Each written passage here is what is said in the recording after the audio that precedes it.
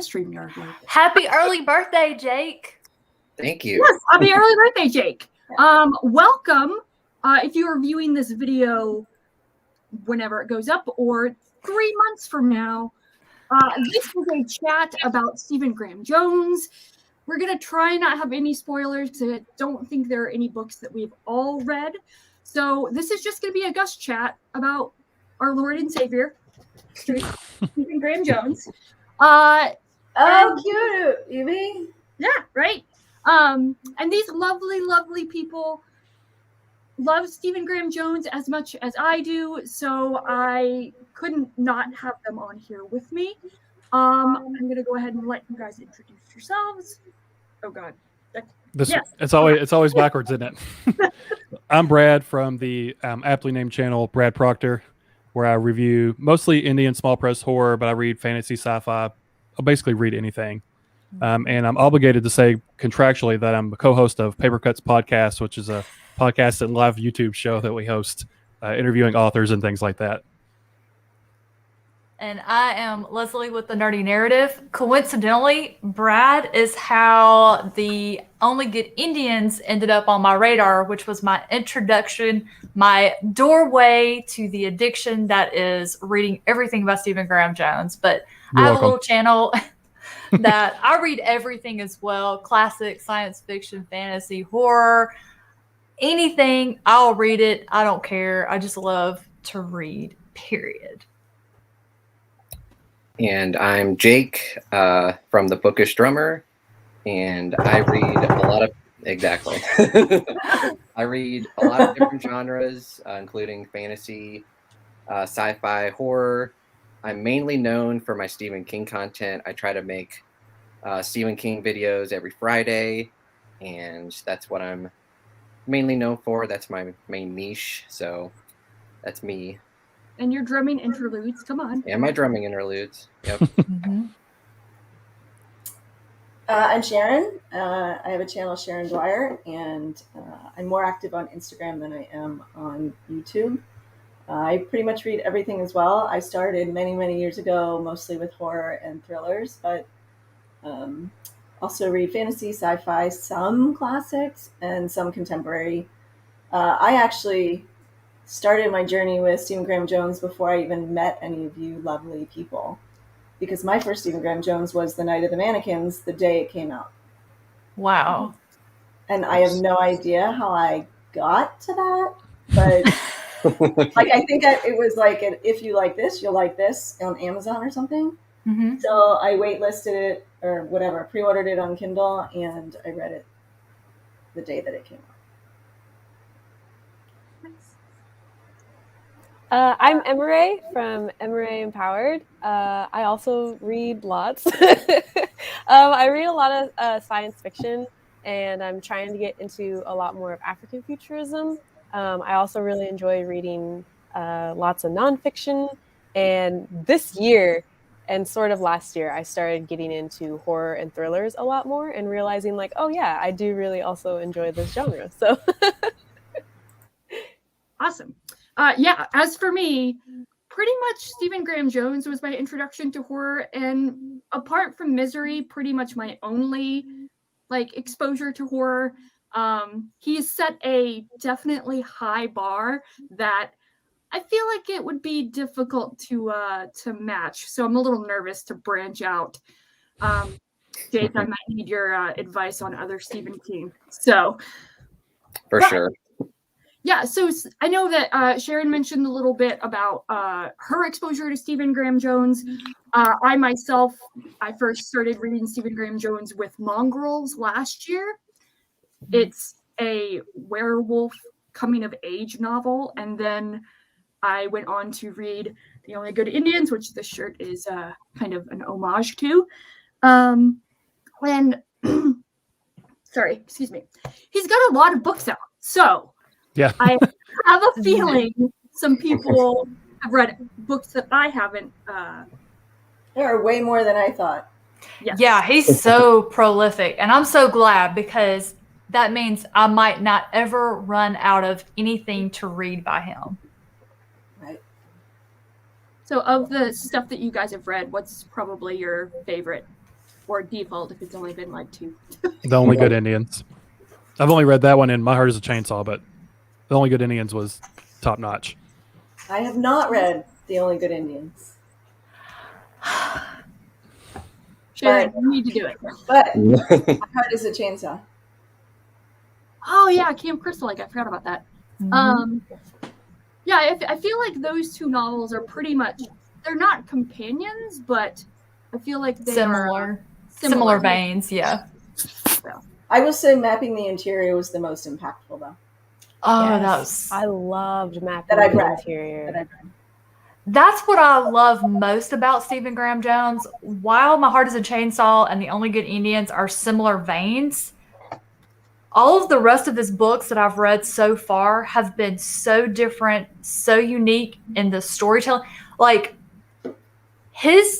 the way that he writes changes with each book. I would never know from just the prose it was Stephen Graham Jones. Now I would be able to guess it was him, and the fact that all of his work, like he is well known for writing literary horror, which means he has these beautiful themes that are underlying or woven in with the main story for entertainment. And I love that he does that. It just gives me an extra layer to look for and explore and research. That's the one thing I did with The Only Good Indians. There was a little bit of tradition, customs, and beliefs about the Blackfeet Native Americans woven in. And I finished the book, and then I went and researched and read more about it and understood more of what he did in the story and just the impact of what was happening with these characters. I just got a better understanding, and that's what I'm hoping he intended, is education. That's what I view reading his works. I mean, I'm highly entertained with the story, but then I'm also always looking for what's under that story, which if I can't figure it out, because sometimes I don't get it, he always usually has an author's note at the end, and I love reading that just as much as I love reading the book itself. Yeah, I think he's one of the only authors that I read all the way through the acknowledgments, because there's like bits of information about him and his inspiration and meaning behind the story. Every other author I kind of like, oh cool, they think they're kids, and then I kind of but like I look forward to reading his acknowledgments or authors same or whatever. Same. I think it was My Heart is a Chainsaw that I actually, per Leslie's suggestion, I actually read the acknowledgments, and I was like, oh no, I actually started crying. I'm like, this isn't supposed to do this to me. What's happening? Yeah. But what about you, Jake? What's probably your favorite so far? My 2 favorite that I've given 5 stars are The Only Good Indians and My Heart is a Chainsaw. Those are definitely my favorites, and probably for different reasons. Well, actually for the same reason, because I really connected to the main characters for both of them. Like Lewis for The Only Good Indians. Like I started reading it, and I was like, this guy worked for the post office. This guy loves basketball. I was like, and crazy as hell. yeah. and then for Jade, for My Heart is a Chainsaw, I didn't connect to her trauma, but I did connect to the fact that she felt alienated and isolated because she loved horror movies as a kid. And definitely when I was a kid, I was watching a lot of horror movies that I probably shouldn't have been watching, and because my dad just let me watch anything that I wanted to. And I'd go to school, and all the kids would be talking about whatever kind of Disney movie or Pixar movie, and I'm over here like, did y'all see Nightmare on Elm Street 5? And everyone's just giving me blank stares. So I really just connected to Lewis from The Only Good Indians and Jade from My Heart is a Chainsaw. So those are my 2 favorites. What about you, Sharon? So I haven't read The Only Good Indians, so I can't say anything about that. But I loved My Heart is a Chainsaw because, like, I grew up, I was a teenager for all those movies that were her, like, thing. So So for me, it was very nostalgic because I actually grew up at that time period. Mhm. And I felt like, and Jake knows this, like I have this very strong feeling about children-parent relationship stories, right? So that the absence of that, but her relationship with two of those other characters that we all love, right, was really very endearing to me. And then mapping the interior was my other favorite, and that one just like, I don't know, just kind of melted my soul, I guess. The Night of the Mannequins, you guys haven't read it yet. It's bizarre. It's way more like The Least of My Scars. That's such a good one. That's another one of my favorites. Which Yeah, I struggled man. with. Like Lezlie and Jake know, I was like, okay, I don't understand this. What's going on? I don't understand. I struggled with my scars, but I think it was the writing style for me, because that was one that was very different than My Heart is a Chamber. Yeah. Like very fever dream, and I'm like, what? I don't get this. Like, is this real or is this not real? So I think that that's one why I for me like was it so hard. much. What's that? Yeah. I think that's why I like it so much, because I'm like, what the heck is going on? Yeah. But it I was didn't so dislike it. brilliant. Yeah, it was The brilliant. end was so brilliant. Yes, and then it finally kind of came together. But Yeah. mapping It's the like it interior- was almost like the end of the movie Seven. Oh man. What's in the box? Oh wow. Okay. But mapping the interior for me, like in 110 pages or whatever, Yeah, I don't know how he could have put any more emotion or storytelling into 100 pages. And again, the anxiety I felt as a parent reading that. I don't know. Jake knows my whole flight, whatever, of Yeah. parent-child relationships. After reading Imaginary Friend, I get you.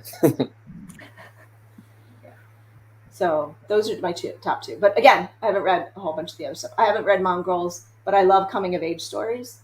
So like it's sitting there, and it's not long. And then The Only Good Indians, Kate suggested that I listen to it. She said it's a good audiobook. Nice. So it's on my list of December, January audiobooks to do. Excellent. What about you, Emery? I also really loved mapping the interior. I couldn't stop thinking about it or talking about it. So I remember going on a walk and bringing my husband and being like, I'm going to talk out this story that I just read. Because I needed to get all of my thoughts and emotions out. And I very much loved The Only Good Indians. And I also read, what's it called? It's very short. Like, I think it's 50 pages. The Attack of the 50-Foot Indian, I think. Yeah. Oh yeah. I really liked that one. It's very, very short, but I really liked it. I just love how he tells stories. I feel like every time I read one, I've fallen into whatever world he's created for me. And his books are the type where I don't let my mind race trying to figure it out, because I know that he's laying something out for me to see. So I'm not really guessing like who the bad guy is or what's happening here or what's going on over there. I'm just truly flowing with the story in whatever way he deems best. Yeah, I'm with you there. He's one of those authors, or one of the few authors, that I just trust completely from page one. Like, I'm in for whatever story he's gonna tell, however he's gonna tell it. Oh, Karen dropped. But for me, I think it's really difficult to pick a favorite, which is probably a little bit masochist for me to even ask the question. But because his stories his stories are so different and so like unique to each other. Like, I love The Least of My Scars because it is so fucked up. Yeah. And it is just like, I have a thing about like mental stuff and the fallibility of the mind. So I think that's why I like it so much, because it is such a fever dream type story. And then obviously The Only Good Indians is incredibly powerful, My Heart is a Chainsaw made me want to watch slashers because I haven't watched a lot of slashers. But I think Mongrels is as my first introduction to Stephen Graham Jones. I think it's always going to have a special place in my heart. But one thing that I really, really like, so far very consistent throughout the books that I've read by him, is that he, with the command that he has over the story, he also utilizes the narrative structure in a really interesting way. And it fits with each of the stories, which I really, really like. I think one thing he pretty much has in common, at least with the books of his I've read so far, is his ability to just get inside that character's mind. Because I know it's happened to me where I've just been I've been just like Junior in Mapping the Interior, where as a teenager, a young person, I'm trying to rationalize something in my life I have no control over. It doesn't make sense. And just the method that he goes through of determining all of these things and just the journey that takes him of realization, like all of these characters in these books, just the rawness where it's just stripped away. And I love their thought processes. I just love watching that journey as they get through it, whether it gets better or their mental capacity degrades further, or when they fool themselves. He's just a masterful writer. I don't think he could ever write something that I would not love. Don't jinx yourself, Lezlie. Uh-oh. Yeah, now she's worried. Look at her. I know. I'm like, which one of these was I reading next? I think it's Night of the Mannequins. I have them all laid out so I can look at them here.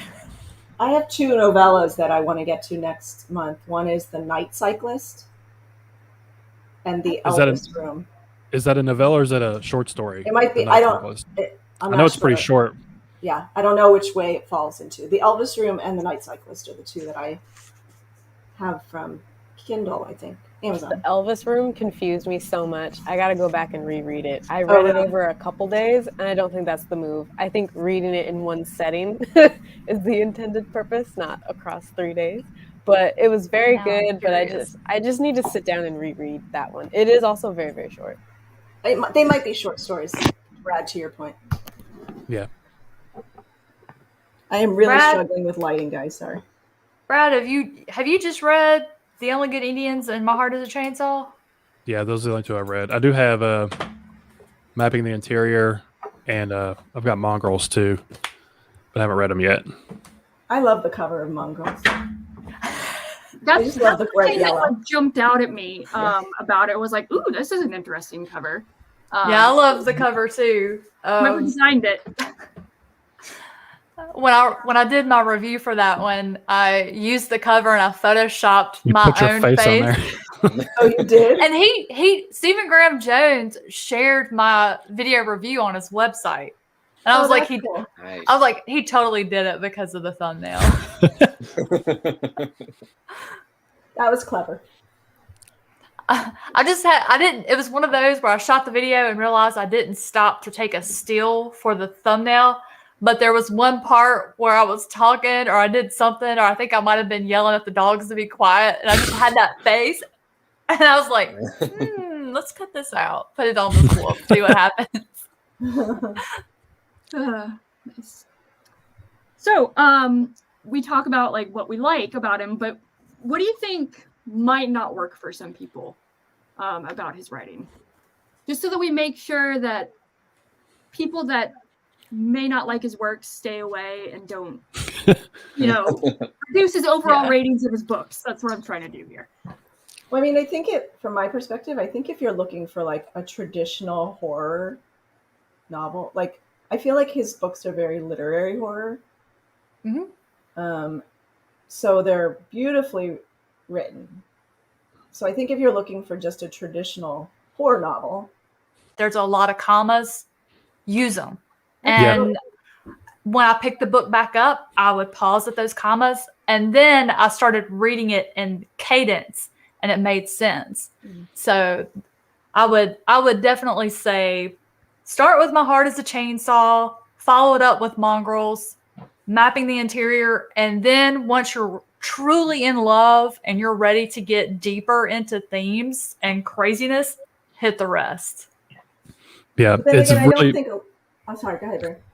I would say it's really heavily prevalent in My Only Good Indian or The Only Good Indians, where it feels like it's just big long paragraphs, run-on sentences.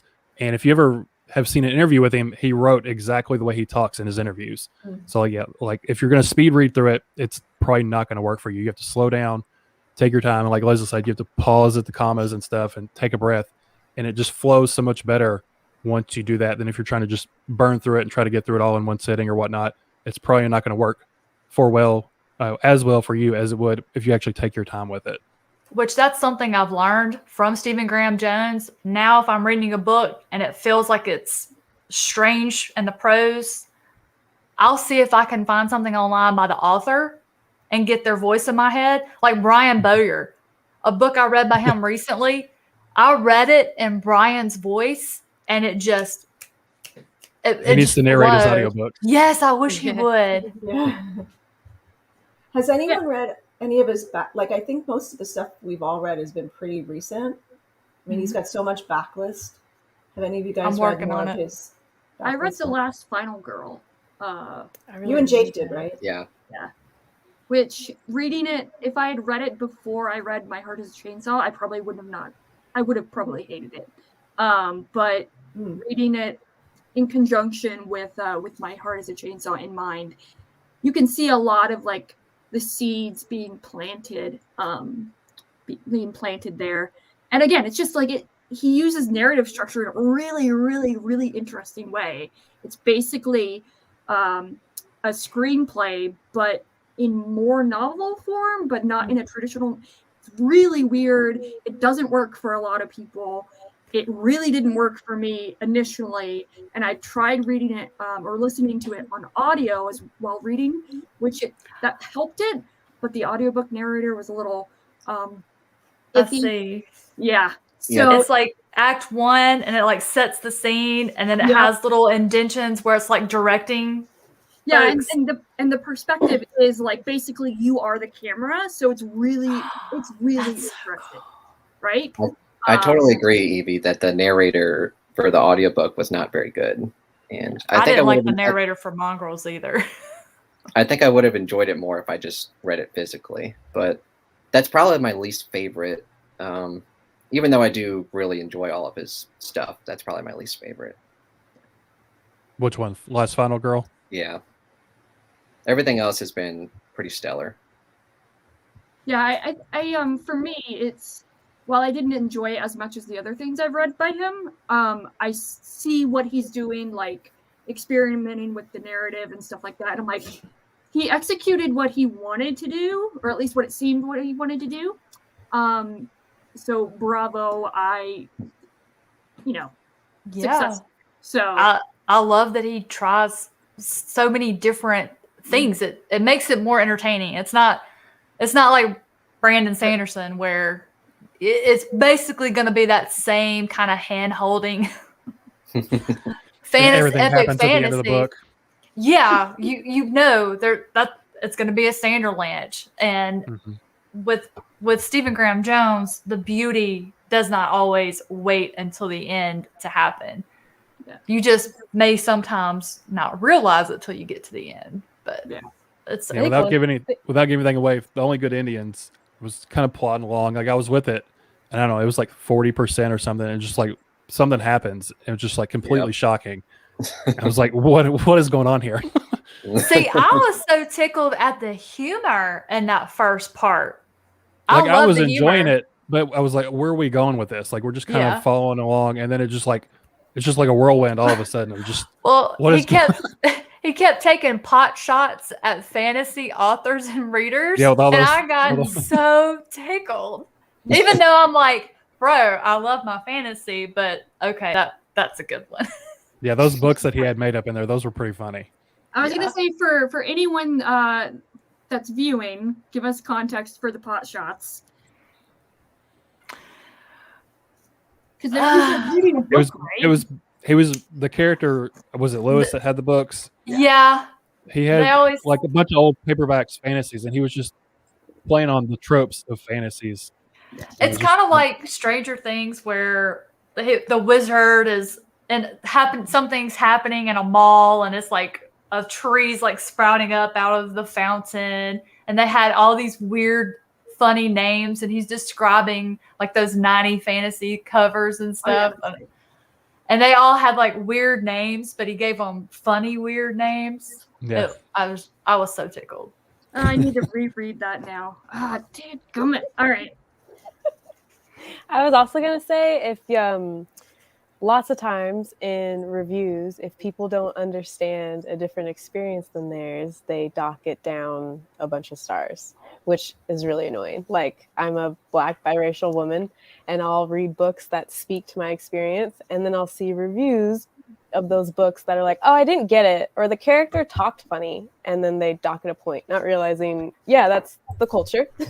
Yeah. You just don't That understand hurts the my culture. feelings. Yeah. And you didn't go Google, which is free, to figure it out. So also keep that in mind. There's a lot in Stephen Graham Jones stories you're not going to pick up on if you're not Indigenous. There's been like some things I've been able to pick up on because I live very close to the reservation. A lot of my friends and family members are Indigenous. So there are some things I was able to be like, oh, okay, I get that. And also being Black. But to go into reading one of his stories and to dock it a star or say you don't understand something and feel that it was his job to over-explain something, no, sit down. Yes, thank you. Because it hurts my feelings when people read The Only Good Indians and they're like, I don't get the writing style. This is written terribly. And I'm like, you're not Native American. Yeah. Just, it's not your experience, so don't, whatever. Move along. I will say, to kind of piggyback off of that, is another thing that I really enjoy about his writing is that he doesn't explain anything. Like, he tells you the story and it's really up to your interpretation, how it's perceived. Like, the least of my scars. Lezlie had to message me and be like, this is what happened. I'm like, wait, what? Like, I didn't know that.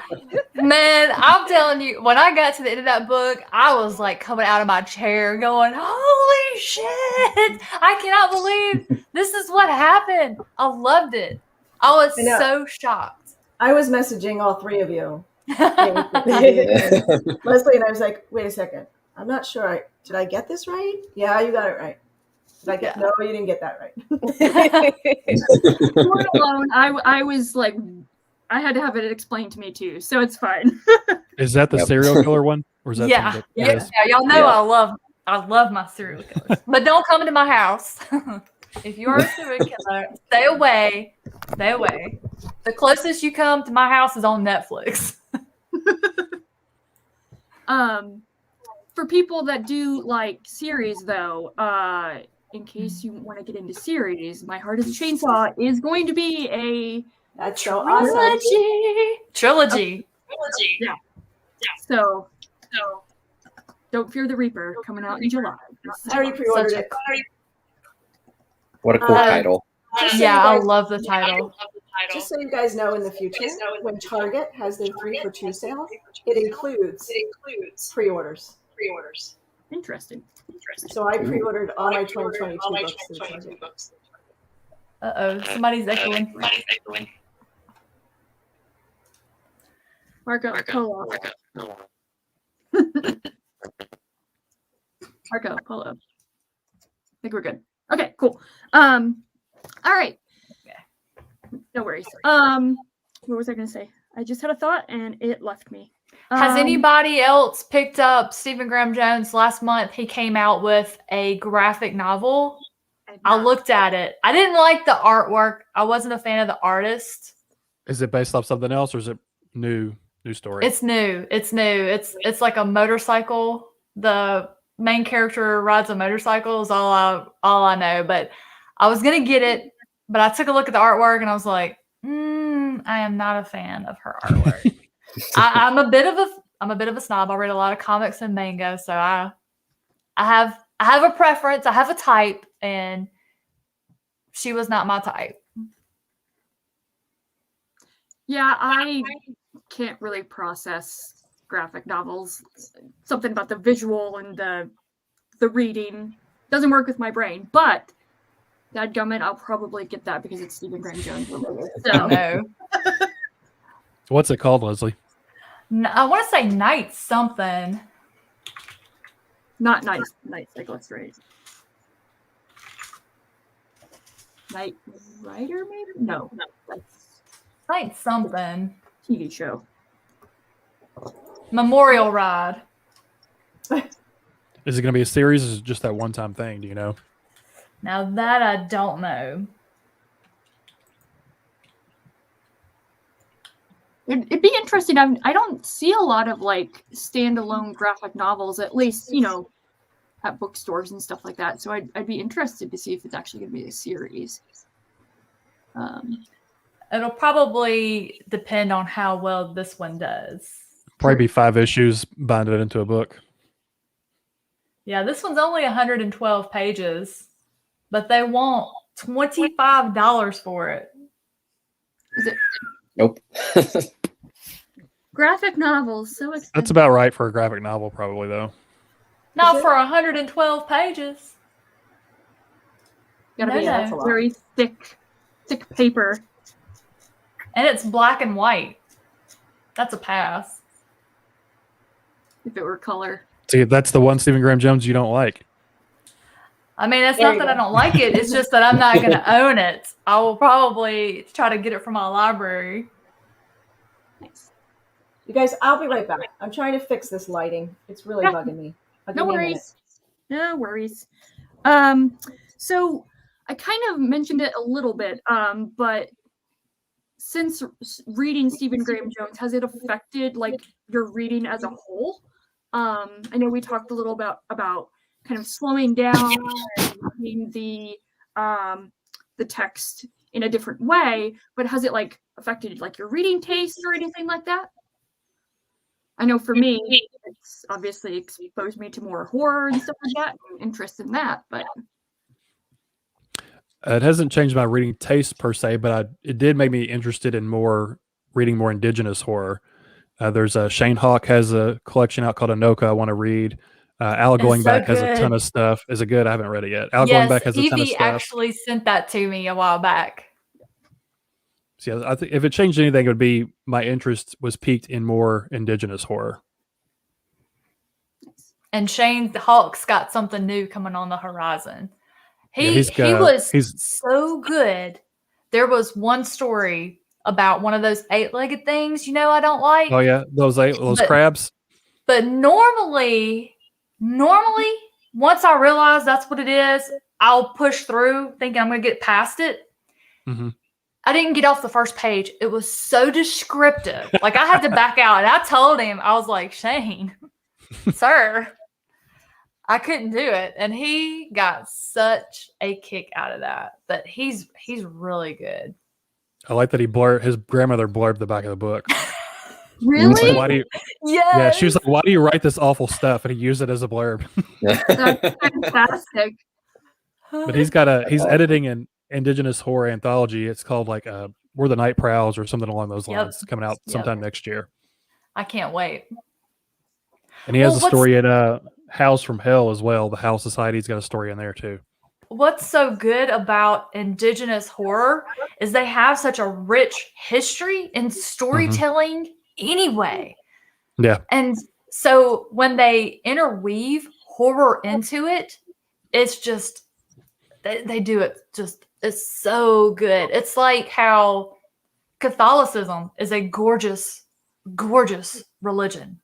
It's beautiful, but it's also equally terrifying when they like put the horror twist on the demons and exorcisms and things like that. Like you can't beat indigenous horror and horror about Catholicism. I just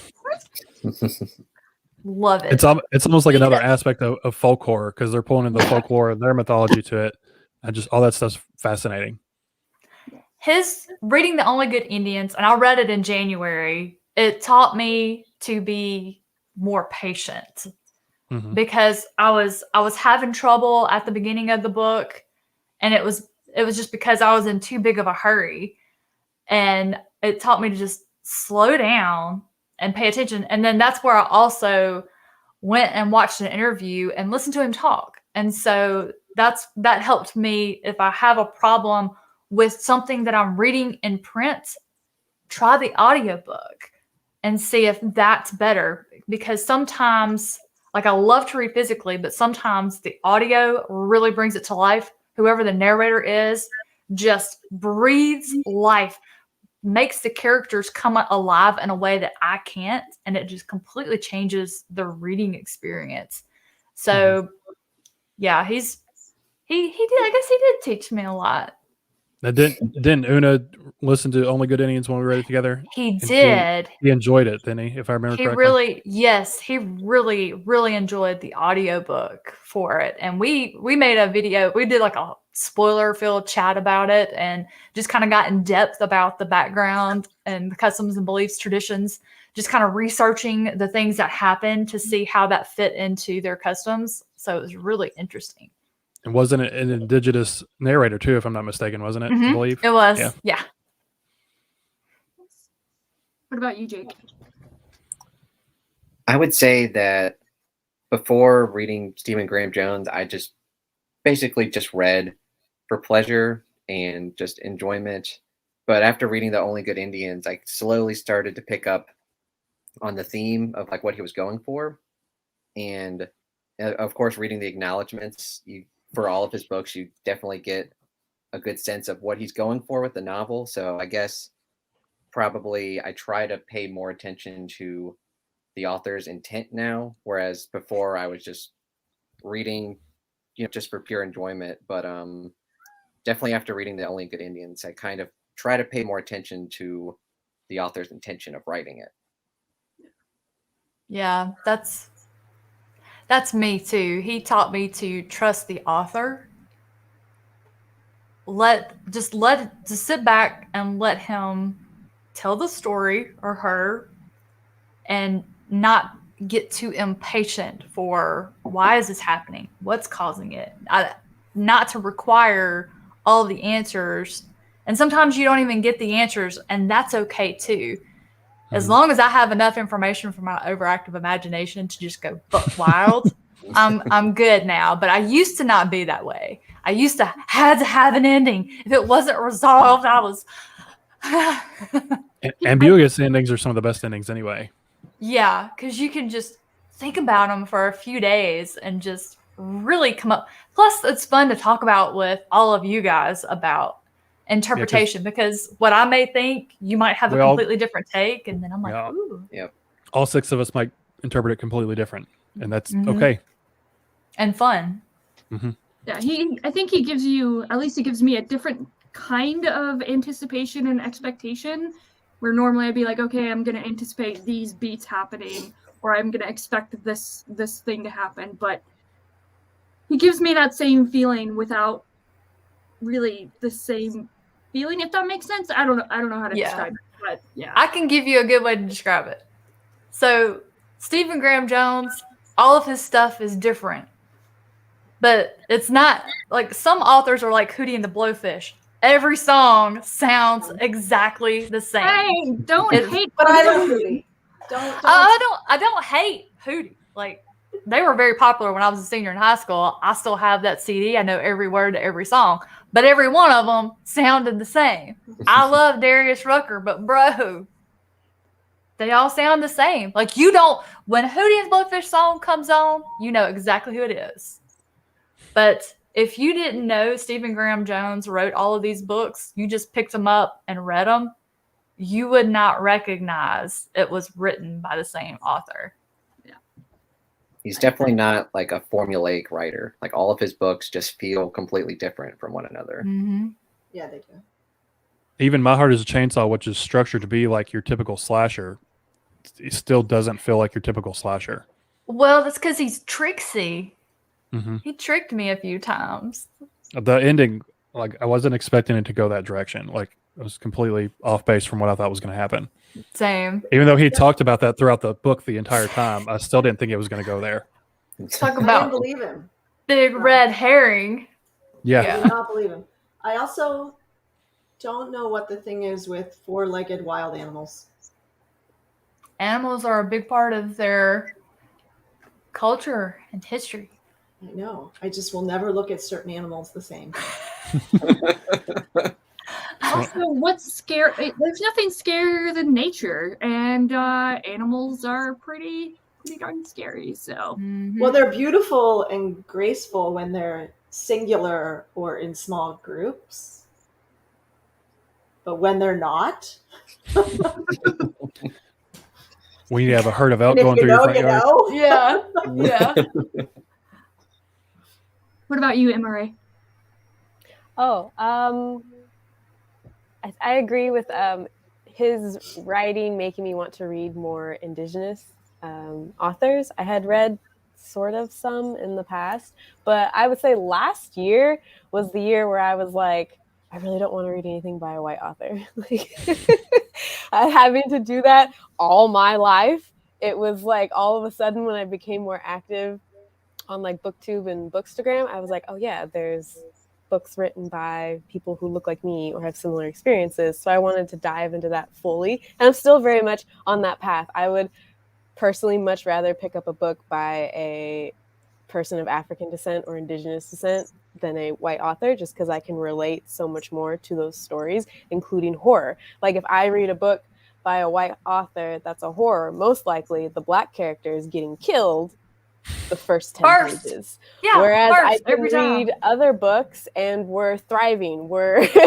doing okay, we're surviving the night, we are the final girl, or something is happening where we are seen as the hero instead of the villain. Like we're not the killer, we're not evil, we're not, I don't know how a lot of books paint melanated people.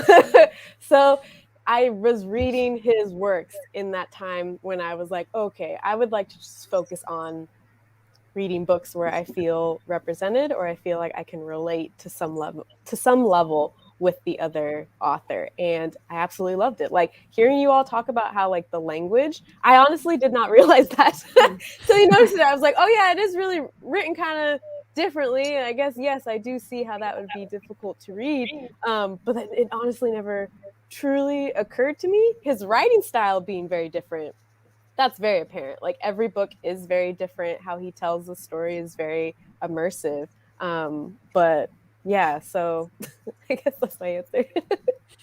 Yeah, I would say specifically in The Only Good Indians, like he's breaking the unwritten rule of literature of like don't write how you talk, and it's very intentional. Oh Lord, could y'all imagine if I wrote a book like how I talk? It'd be unreadable, Lezlie. You wouldn't be able to read it. What is this mess?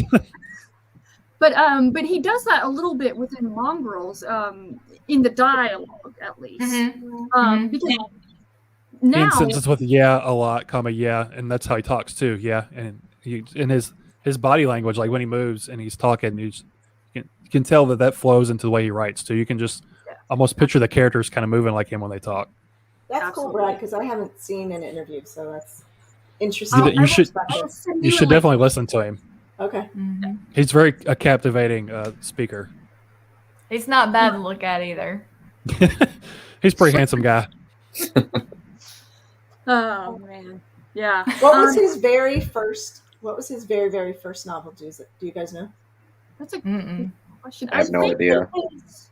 I don't know if these are in order or not, but the first one listed in this book is After the People Lights Have Gone Off. That's at the top of this one. I think Leadfeather is one of the first ones that he wrote. Okay. So, and are they all within the horror genre, or some of them more folklore? From what I understand, no. But I could be wrong. Obviously, I've only read a very minuscule amount. But yeah. But like, I think from reading some of the synopsis, some of them sound like they're very like folklore or stories that he's bringing to life from. Well, Sterling City, if I can talk, is a novella, and it's, from what I can tell, it's more young adult than adult, but it's like a dystopian, if I understood it correctly. So I'm really intrigued to read that because of that reason. So I don't know. Again, he's one of those authors that I completely trust. Like he could write an erotic romance, and I'd be like, okay. I might draw the line there. I don't like erotic romances. You don't want to read space erotica? No, ice space barbarians or ice barbarians in space. Or... Well, so Evie and Jake, I know you both read Zombie Bake Off. Oh, Would you Yes. say that was more on the humorous side of things? Oh my god, it is so campy. Yep. oh, I love campy. So that is single-handedly the book that made me realize that I can actually have fun while reading. Because I'm actually the opposite of Jake, where I would read a book and be like, okay, I want to dig into the themes. I just want to like. You want meaning? Yes, exactly. Not to say that nothing has, fun stuff doesn't have meaning, but Zombie Bake Off really just showed me that I can have fun. And Some brain candy. Yeah, exactly. No pun intended. But at the same time, like he still does something complete. Jake, back me up on this. He does something completely different with it as well. Like he doesn't. It's not just a straightforward, just D-movie zombie flick type story. Yeah. He brings in elements that are like, holy crap, he did that? Like, oh my god. I had so much fun with that book. Like after reading, I mean, I know like The Only Good Indians, My Heart is a Chainsaw. He's trying to bring in some themes, but this book was just so much fun. Like I mean, it like you said, it was just felt like a B horror movie where you're just so much crap is happening. You're like, what is going on? I mean, I couldn't eat donuts for a few days after that. So Oh no. There. Oh no. And it was probably fun for him to write, considering he is such a big slasher fan and those cheesy B horror movies and stuff he's such a fan of. Yep. Mhm. I love those too. Or I used to. Not anymore. The older I get, the less I can handle that visual stuff, y'all. Well, Jake, you read Zombie Shark with Metal Teeth, right? Or did you just start it? It was just the very first story. I haven't read all of it yet. Well, just based off that first story, what you told me, it sounds interesting. In the same vein of Zombie Bake Off, where it's just weird exactly. and fun. It's got a cool cover too. So is that a collection? Yeah. Oh, that is so funny. So I love it. I just got an anthology called It. It came from the multiplex, 80s Midnight Chillers, Uh-huh. and he's in there. So it's all like campy 80s stories. Oh, that's awesome. Speaking of anthologies, so Sharon, I think you have it as well. The but, Shirley Jackson one? Shirley I Jackson. have that one and Mythic Dream. Yes. So I haven't read his story in the Shirley Jackson collection, but he has a story within the Mythic Dream, which is and obviously an anthology short story collection of just myth retellings. And yes, the cover is gorgeous. It is gorgeous. And so It his smells story, good. there you go, I mean, Lezlie. I had to. But his story is about lycanthrope. I don't know. Lycanthrope? Lycanthrope? Kind of, but there's an actual like god or myth apparently called Orin or something like that. I struggle with words that are not English. Let's be honest. I struggle with English words too. But it was so fantastic. I was nervous because I had never read a short story by Stephen Graham Jones. So I was like, oh God, how is he like it takes a different set of skills to successfully write stories. Yes. And so I was really, really nervous. And I didn't need to be nervous. I should have just trusted him. Like just trust him. Like he can apparently do everything, and I would be so much in glee. Angela from Literature Science Alliance read the story, and she sent me a voice message, and she's like, "Yeah, it's disgusting." I was like, "I know, but it's intentionally disgusting." That's the good thing about short stories and novellas. There's no room for filler. Like you have to get right to the point. Yeah. And Yep. there's no room for any of the fluff. So I think I've grown to really enjoy short stories and novellas because you get to the characters, you get to the plot, you're in and out, and you're done. There's no sitting around for 500 pages just wasting your time. Well, it's the perfect appetizer to try out a new author, see if you're going to like their full stuff. So and then buy 12 new authors' works. Yep. Like the What One Wouldn't Do anthology. Yep. I'm reading that right now, Lezlie. Blown away. And he's got I don't know if this is a new story or not, but he's got a story in Attack from the 80s. Oh, I didn't know. Okay. Just came out. It's called What's it called? It's called 10 Miles of Bad Road. 10 Miles of Bad Road. The new one I got is downstairs, so I won't. It's 99 cents on Kindle if anybody's interested. So I'm assuming based off the title, it's going to take place in the 80s sometime. So yeah, Coming Attractions is the name of the one in the multiplex. Nice. All right. It came from the I'm multiplex. going to be doing some ordering tonight on it. But it's 99 cents on Kindle. So if you read ebooks. Oh, can you just like bind them all up in an actual like paperback book? No, the multiplex, the collection is 99 cents. Oh, okay. Oh. All right. Not just the one story. Okay. Well, that sounds somewhat more feasible. I could probably. And the cover looks very much like My Best Friend's Exorcism. Which I love that cover. I love that cover. And I love Grady Hendrix too. So. I love everything I've read by him except the Final Girl support group. I haven't read it because of you. Yeah, now that you've read My Heart is a Chainsaw, if you read that other one, you'd be upset too. Yeah, I'm letting the your frustration pass and like simmer down before I try any Grady Hendrix. So Southern Book Club's Guide to Just Slaying don't start Vampires. with that one. Just don't start Horror with that Store. one. Start with Horror Store. That one is a lot of fun. So much fun. Love that book. Read it in a day. It's in the Talk about style of an camping. IKEA thing, apparently. Yeah, it's like an IKEA knockoff. They basically copy them.